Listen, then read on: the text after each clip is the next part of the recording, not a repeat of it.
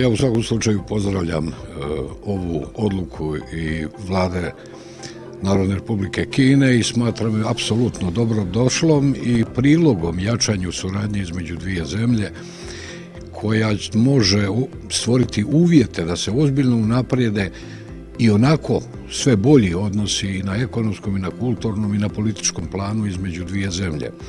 Moram spomenuti da u Kini već djeluje nekoliko vrlo ozbiljnih hrvatskih kompanija i sasvim sigurno će to značiti znatnu olakšicu u poslovanju sa Narodnom Republikom Kinom.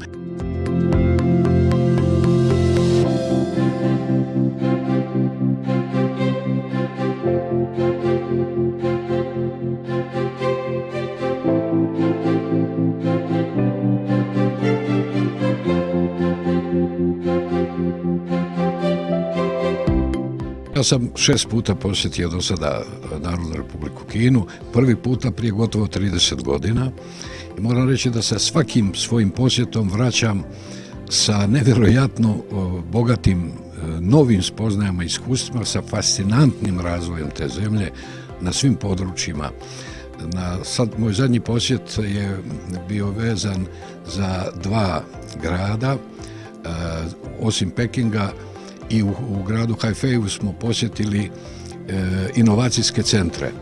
Dakle, ono što Kina sada radi na tehnološkom planu, kada je riječ o umjetnoj inteligenciji, kada je riječ o najsofisticiranijoj tehnologiji u području komunikacija, prijevoza, transporta.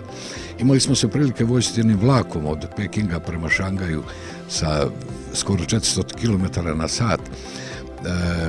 Vidjeti sve to skupa, to je doista, to se ne može više nigdje na svijetu vidjeti, ta brzina, taj napredak, pa i način života.